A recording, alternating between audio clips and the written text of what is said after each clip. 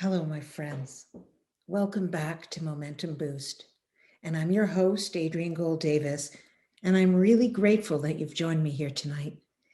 So, Yom Hazikaron, it's Israel's Memorial Day, and it's held on the fourth day of the month of Iyar, and it was declared a day of remembering for those who lost their lives in the ongoing struggles that led to the establishment of the State of Israel.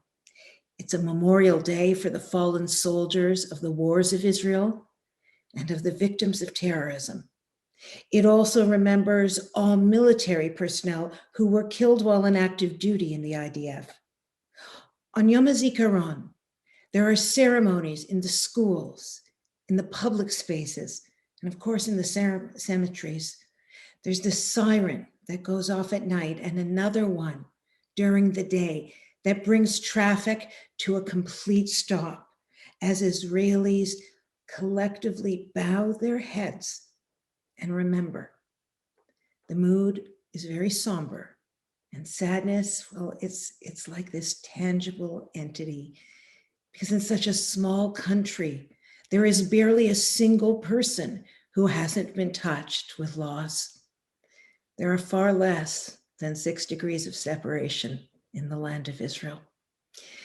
So we're going to be commemorating Yom Hazikaron tonight, and on Wednesday evening, we're going to celebrate Yom Ha'atzmaut. But in Israel, did you know that those holidays fall back to back? Literally, there is a changeover from the somber to the celebratory. It's like overnight or over an evening. And I think that Israelis can do this because they recognize, they understand that they owe the independence and the very existence of the Jewish state to the very soldiers who sacrificed their lives for it. This is how Israelis go. They cry and then they celebrate.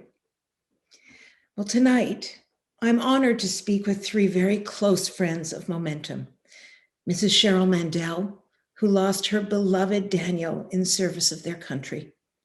Mr. Ariel Siman Tov, who is our beloved Madrich, who serves his country and shares his heart with us. And the incomparable Mrs. Miriam Peretz, the winner of the Israel Prize. She is part of the Momentum Israel Public Council, and she's a mother who lost 2 sons in combat. But first, I want you to put your focus, your kavana, into the next couple of minutes and watch this video with me. I want you to imagine that you're driving in a car on Israel's busiest highway, or you're walking in downtown Jerusalem, or you're eating at a cafe in Haifa. And you, along with the entire country, just stops. You stand in silence and you listen.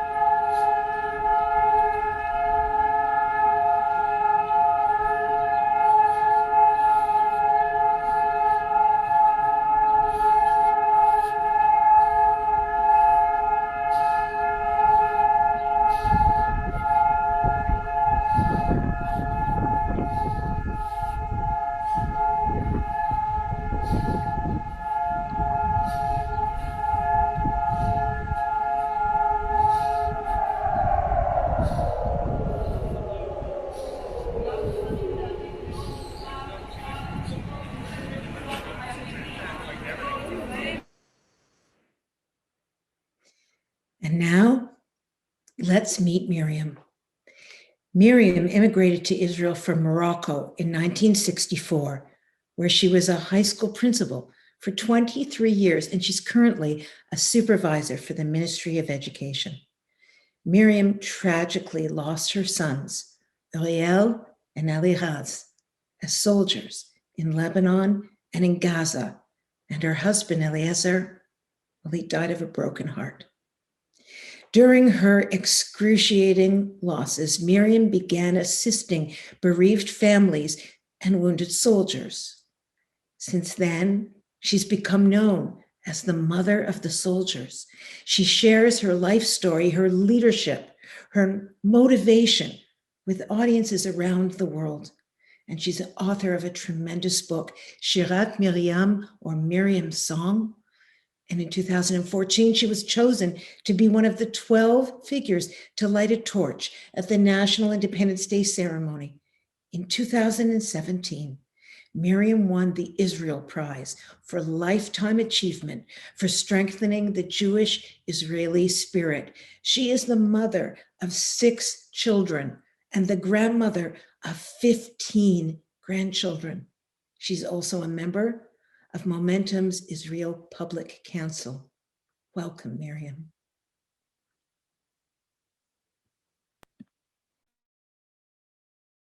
איך עושים מעבר מיום זיכרון ליום עצמאות? יום זיכרון זה היום שבו מתייחדת כל האומה, כל העם היהודי, עם זכר כל אלה שנפלו כדי שנוכל לחיות כאן במדינת ישראל. מה עושים באותו יום? מהבוקר בהר הרצל, בשעה 11 צפירה, ורגע אחד המדינה הזאת שלנו בדממה לכמה שניות, כולנו יחד, כאב אחד, זוכרים, כואבים ומוקירים את אלה שנפלו על מזבח המדינה הזאת. ואז מה עושות משפחות שכולות?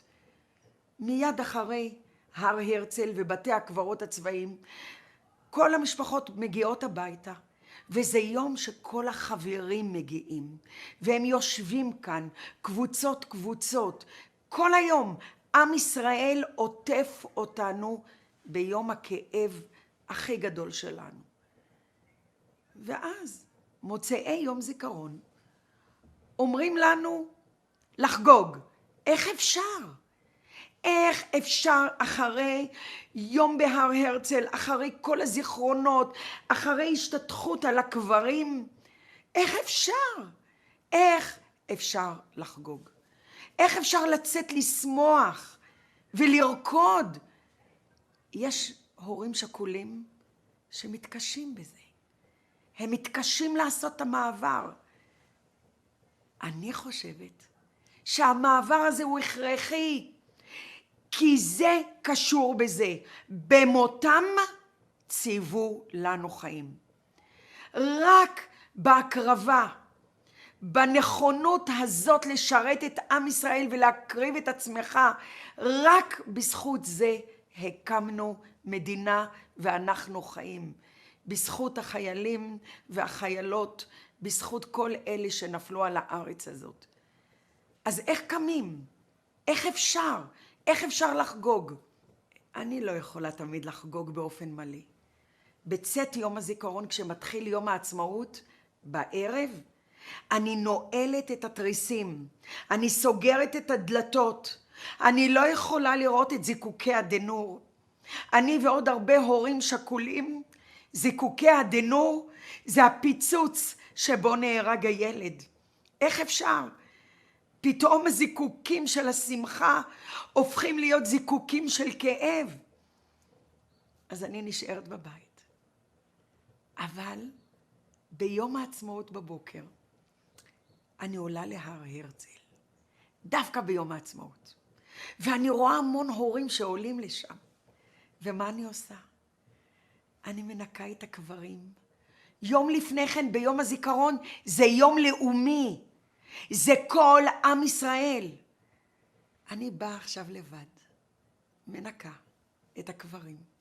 ומבקשת רשות מאוריאל ואלירז, הבנים שלי, שנפלו במלחמות ישראל, מבקשת מהם רשות לצאת לחגוג. כי מה הטעם? מה הטעם לנפילת הילדים האלה אם אני לא ממשיכה לחיות? ולכן בעיניי זה קשר הדוק, אי אפשר להפריד. זה מה שנקרא בדמייך חיי. צר לי, אבל זה הסיפור של עם ישראל. זה סיפור של שואה ותקומה, של ליפול ולקום, לקבור ילדים, בין שניהם לקבור גם את בעלי אליעזר משברון לב, ולבחור לחיות. כי מה רצה האויב? האויב לא רצה רק לפגוע בהם, הוא רצה לפגוע ברוח שלי, של רוח של המשך החיים. ולא, אני ממשיכה, ואני הופכת, אני וכל ההורים השכולים, אנחנו הופכים להיות המצבה החיה של הילדים שלנו. אנחנו לוקחים את הרוח של הילדים האלה ומעבירים אותה דור דור. אז זה קשה. מאוד מאוד קשה לעבור מיום זיכרון ליום עצמאות. לי באופן אישי היה עוד יותר קשה בשנה שבה הדלקתי את המשואה. כל היום הייתי בהר הרצל, והייתי כאן עם החברים, ופתאום בשעה 4 אמרו לי תתלבשי, תתאפרי, תבואי להר הרצל, תדליקי משואה. איך זה יכול להיות? אני התמוטטתי שם. אבל רגע לפני שעליתי לבמה, הרמתי עיניי לשמיים ואמרתי, ילדים אהובים שלי, תהיו איתי עכשיו כאן. אתם וכל חיילי ישראל. אני מדליקה את הרוח של כל הנופלים. לא, אני לא מדליקה אש של מוות, אלא את אש החיים. ואז עברו עוד שנים. ובצאת יום הזיכרון, הייתי צריכה לקבל את פרס ישראל. ושוב פעם, תתלבשי. תעמדי על במה, אחרי יום של בכי, יום של כאב, יום של הבנה, מה המחיר ששילמנו על תקומת עם ישראל. ואני רוצה שתבינו, הם לא נפלו רק בשבילנו כאן בארץ. כל הנופלים האלה נפלו בשביל כל היהודים בעולם, כדי שהם יוכלו לחיות בביטחון ובידיעה שתמיד יש להם בית. בית כאן בארץ ישראל. אז אין מה לעשות. החיים הם נפילות וקימות, שואה ותקומה, חורבן ובניין, יום זיכרון עם כאב גדול, ויום עצמאות עם שמחה ענקית וזכות גדולה לחיות כבת חורין במדינת ישראל.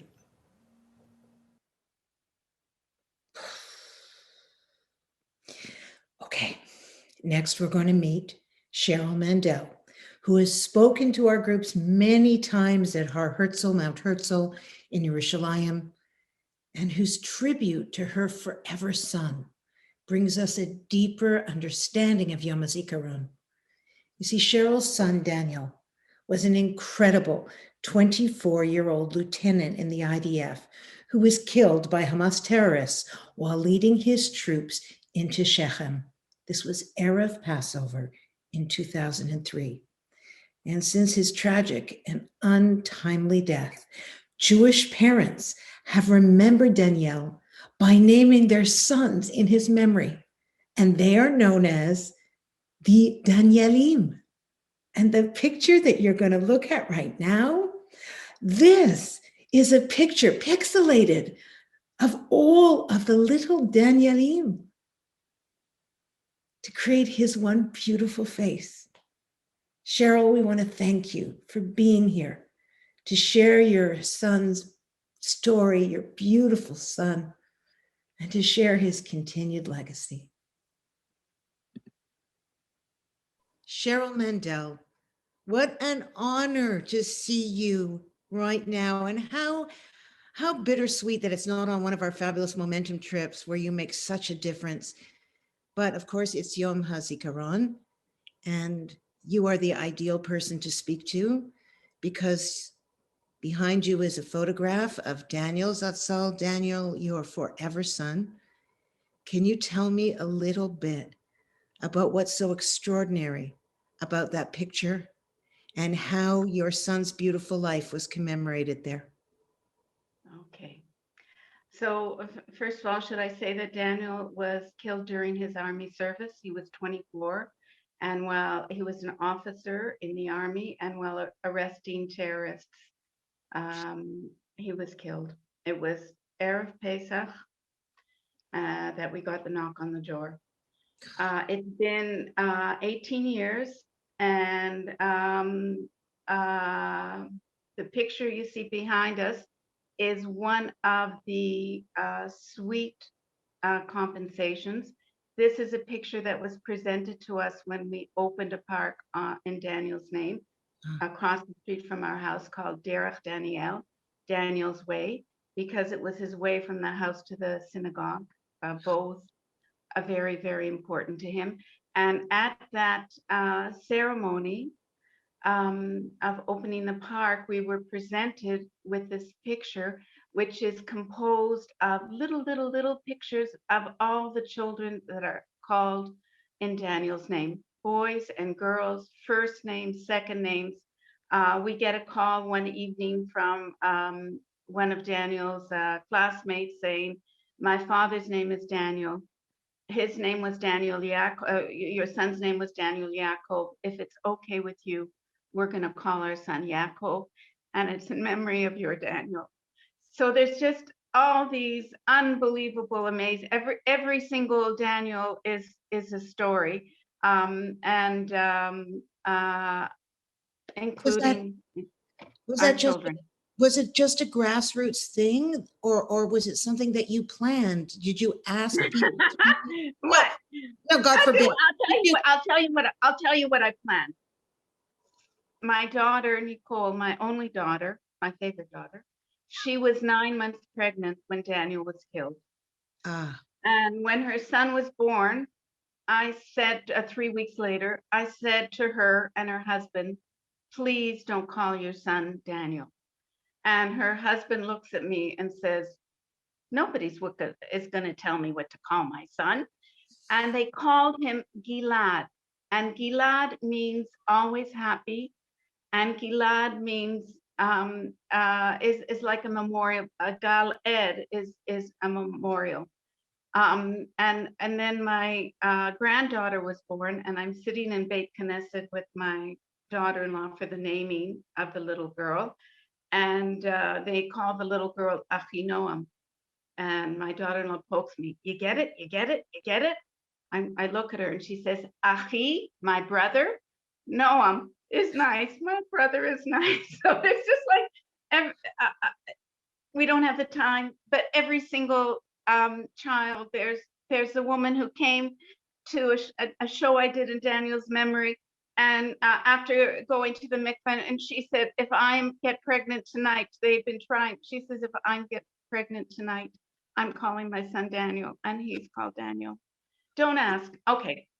Cheryl, it's Yom Hazikaron. I know this is painful, probably almost as painful as Erev Pesach must be for you now. Erev Pesach must be a trigger for you. What? It's a month. It's a terrible month for me. Just a terrible month. A terrible month. Is there anything that you do or say during that month, during Pesach, around Yom Hazikaron, that feels particularly intense that you do in the merit of your son's neshama? Do you find that you want to learn more? Do you find that you're more emotionally volatile? Are you more inclined to give tzedakah? How do you manage your feelings around this time? So you gave me lots of good ideas. Um, I've got a group, let's call them sob sisters, women who, like me, have suffered a loss of a child, generally through the army or through terror attacks. And there's a phenomena that they have called ascaratitis. And what it is, you can't control it. Suddenly you wake up one morning and you're just down and you have no strength, no energy. You know me a bit, but I have to say that 11 months of the year, I'm the most positive, energetic person you will find. And this month, it's just sort of, my family, so Daniel was killed there of Pesach. So being with my family, that helps, like just treasuring and loving what I have, appreciating every single, so to the point that this Pesach, we were 27 at the table and I'm going like, okay, 4 meals, 6 meals, I'm not doing this again. But Baruch Hashem, the basic family now is 27 people. And I love to pieces every single one. And what usually happens is that the Askara is the day before Pesach. This year it was different because we had Shabbat then Seder. And everybody comes into my kitchen and we all cook together and we make the turkey and we make the coleslaw and the grandchildren peel the carrots and peel the potatoes and everything. So being surrounded by my family helps. The love and support of my friends helps. To be honest with you, I don't do more learning. Walking with my girlfriends helps. The support of women who know me and love me helps. And my husband, he's my best. He's my best support. He's wonderful. Bless your heart. I what I wanted to understand was how you get through it. And I think Well, can I interrupt you and realize there's something that's very, very important that I didn't mention. Yom HaShoah is a week before Yom Hazikaron. I have been to Poland 3 times, twice with the army and one with Midreshet Arova. And it, first of all, it puts into perspective my loss. Yes, 6 million Jews, but 55 million people. And I think of how much pain there was in this one loss. But then I also see the importance of the state of Israel, the importance of defending the state of Israel, how important it is that we have the state of Israel and that our children go to defend it. So that really maybe is the biggest thing, other than the things that I stated, that puts into perspective the loss of my child. Cheryl, God forbid you should think that I imply or think that there is ever anything that changes that fundamental loss. But what you just explained is probably the best and clearest perspective of why Yom HaZikaron, Yom HaShoah, and Yom HaAtzmaut are so closely related, because perspective in some ways helps us cope with the unimaginable. I want to thank you so much for sharing your truth, your heart, your honesty, your vulnerability. You're such a spectacular woman. May Daniel's neshama be elevated in the merit of all of the people around your table, all of the other Daniels, and of his mother's heart, which yearns for him forever. Toda. And I'll say to you all, may you have a meaningful Yom HaZikaron. And please God, may next time I'm invited, may I be invited to dance with you on Yom Ha'atzmaut. Amen. Amen.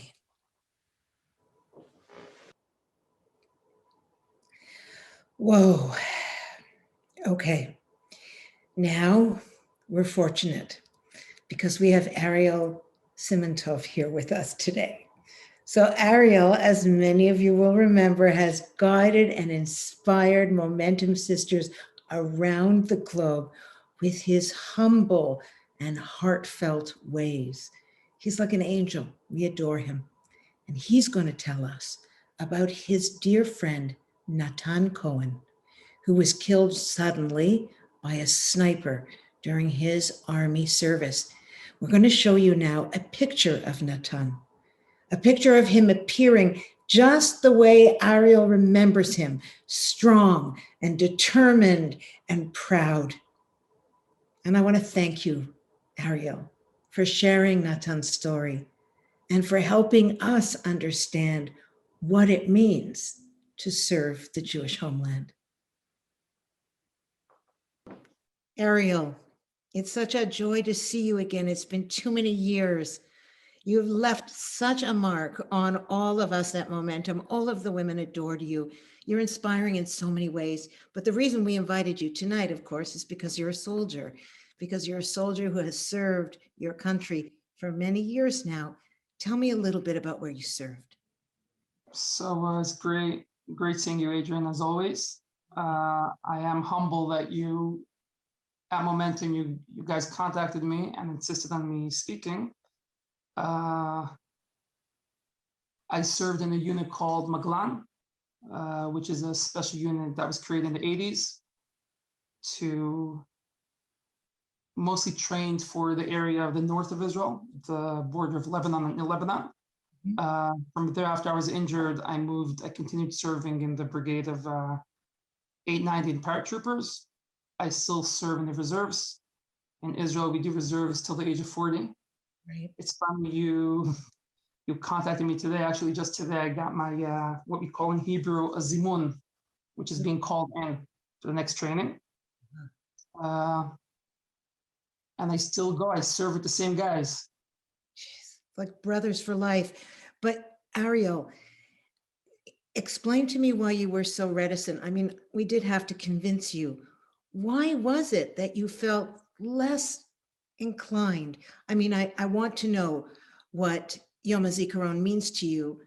What it means to Israel is what it means to you specifically, but you were not inclined to come and do this. Why? I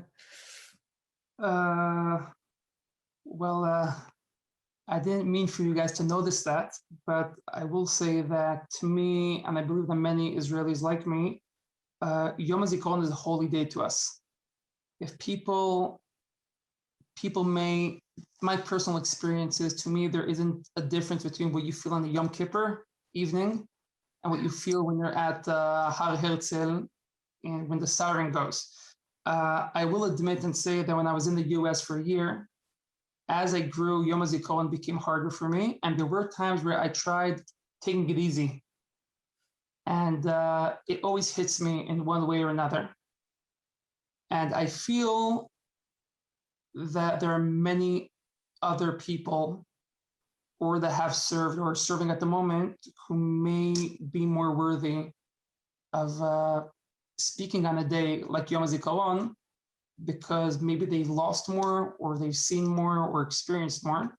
But since I know Momentum, and I'm a big fan, and obviously know you and other great people there, I'm into, if my speaking will make people who are watching this right now overseas be a bit more connected to their Israeli side on this special day, then dayenu, I did my thing, you know. When you say, I mean, your humility is part of the reason that I wanted you to speak.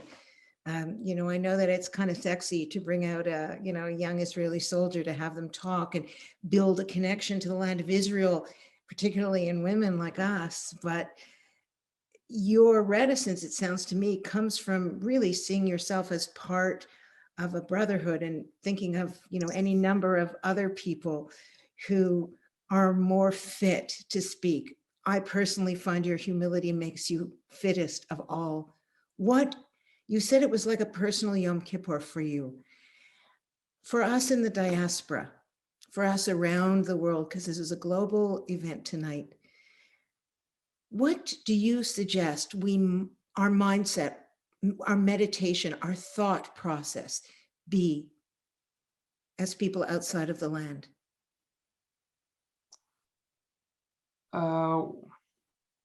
Your question is making me think. And I think the first thing that comes to my mind is to understand that many, many of those soldiers, men and women who we're remembering at this holy day, which I call, are kids. They're kids.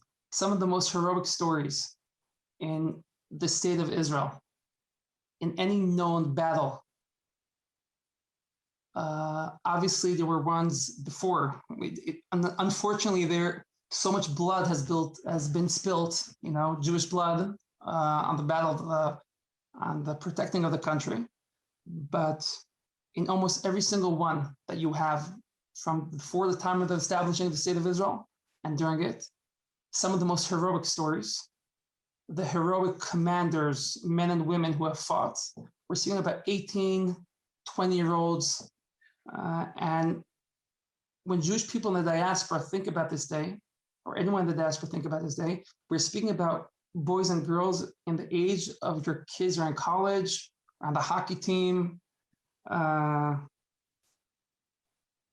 think I could explain it just from a personal story. I was in the US in 2015. I was invited by people I met on Momentum. A short visit that was supposed to be a 2-week visit, a couple of day visit, in Minneapolis, became a full year speaking over the US. No one has trained me to speak. This wasn't through any organization. This wasn't through FIDF. It was just people wanted to hear a regular Israeli guy speak. And I remember on Yom Hazikaron, I was in Dallas, in the US. This isn't the classic Israeli Yom Hazikaron. And I'm outside a shopping center in Dallas. Did some shopping, have a cup of coffee. And I remember that I was feeling extremely emotional sitting in my car in a country I don't live in the parking lot. And it's funny because I noticed then that Yom Hazikaron will hit you anywhere you go to, meaning anyone who served. And I remember thinking about telling myself, here I am, just want to chill, have my year off in the US, kind of take my time, relax. And here I am thinking about a friend I lost outside the shopping center in Dallas. There's no siren. There's no El Malei Rachamim, the prayer that you have in Har Herzl. There's no sad songs in the radio, which you have in Israel every Yom Hazikaron. And even there, with none of this background music, I would call, it hit me. We have to remember that many families in Israel do not need a Yom Zikaron to remember their fallen loved ones. They live it every minute, every hour, every single day. Right. But I will say that if you want to fall in love with Israel, if you want to fall in love with Israelis, I always say, this is something actually my mom used to say. She used to say that the minute the siren hits, it's like suddenly all the sarcasm, all the fighting, all the disagreements in Israel, we have 60 seconds where it all just stops. The siren finishes, we go back to our life. But we have those, it's a special day. It's like whoever hasn't, you have Israel of the beaches and the parties and the Jewish history, and you have all of that. But I think that the most Zionistic day where you actually want to come and see Israel at its best, you have to see what Israel is like on Yom HaZikaron. Ariel, so you know what I'm going to take from this? I'm going to take that if I can make myself on Yom Zikaron one moment where I fully integrate that internal siren so that I am clear, that I am holding your heart, and all of their hearts. Tell me about who in particular you think about. Is there one person that you would like to dedicate this conversation to the memory of? I wish my answer was no one, that I don't know anybody. But unfortunately, I know a couple of people who I met and cared for, and they were killed during their service. But particularly, there's one guy who was a close high school friend of mine, named Nathan Cohen, which I'm actually in touch with his mother till this day. Nathan, there's a couple of reasons he's close to me in heart on this day, but one of them especially is that Nathan was engaged. He was supposed to be married. He was killed 3 months before his wedding. He was killed by a sniper in the area of Bet Hanun, which is the most northern village, northern side of Gaza. He was with me in high school. He moved after that, around 10th grade, he moved to a different high school up north, Ramat HaGolan. And he comes from a family where his father was many years in the military, served with tanks, what we call the Khativat Shiryon, and he wanted to go in the footsteps of his father. And I remember once I saw him, I was a soldier too. I saw him suddenly with the I don't know if you say it in English, I'm losing it, the dargot, that you see that he's an officer. And there are two main stories I love that to me they're so Natan. One of them is once before he was killed, a couple of days before, he decided that because he's in the tank for so long, he wanted his soldiers to feel comfortable in the tank. And he decided, something that no tank commander decides, he decided he wanted to have a good smell in the tank, the things you have in the car that you hang. Sure. So he told one of his soldiers, here's a mission, before anything, go get us that thing. But the real story that tells you about Natan is that when the tanks park, you're not allowed to just leave your tank. You have to let your commanders know ahead of time. And suddenly out of the blue, a couple of days before he was killed, someone found Natan running outside of his tank, running and coming back, and he was scolded by his commanders. Only after then they found out that he was running out because he heard that one of his soldiers didn't get lunch. So he filled up a plate and got it for him. So that's a Natan I remember. When Israel in 2014 went to battle to fight Hamas after the rocket shooting, which you still suffer from. In 2014, there was a certain time where Israel decided to go on this operation, which they called Tzuk Eitan. Natan was the first tank that crossed the border in Bet Hanun, which only says like how much his commanders counted on him and knew they were speaking with a real pro. His last moments where he was watching through the tank, and he's the first one that knows that there was a sniper. Unfortunately, to say a very good sniper, because he shot from really far away, and Nathan still managed to yell that there's a sniper, and he's the first one that took the machine gun and started firing back. And unfortunately, he was killed on the spot, and his soldiers took over from there. So to me, Natan is Yom Hazikaron, because we like seeing all these, pretty pictures, of these young, good-looking soldier, whatever it is. But I'm speaking about a guy that we used to fool around in high school, and ditch class, and you really get to see a loving, funny guy, hilarious, and at the same time with all this humorous side. When it comes to real business, he could take his soldiers really take care of them. You know, in the IDF in Israel, every kid knows the saying "Acharai," which means "after me." In the IDF, you are taught from the first day you get to the military that you look up to your commanders and you run after them. They're the first ones that run into fire. They're the first ones that will open the door when there's an arrest of a terrorist. They're the first ones that will run and take the bullet before you. I don't know how other militaries work in the world, but from knowing a bit of them, I'm not sure that they're taught the same way. And I think that Natan is the best example of that. After me. I can't thank you enough for doing what you always do so well, which is share your heart and soul, your humility, your wisdom. You are a gift to Momentum, a beloved Madrich. There's a reason you were invited to speak all over the United States. And I'm so grateful that you took this time.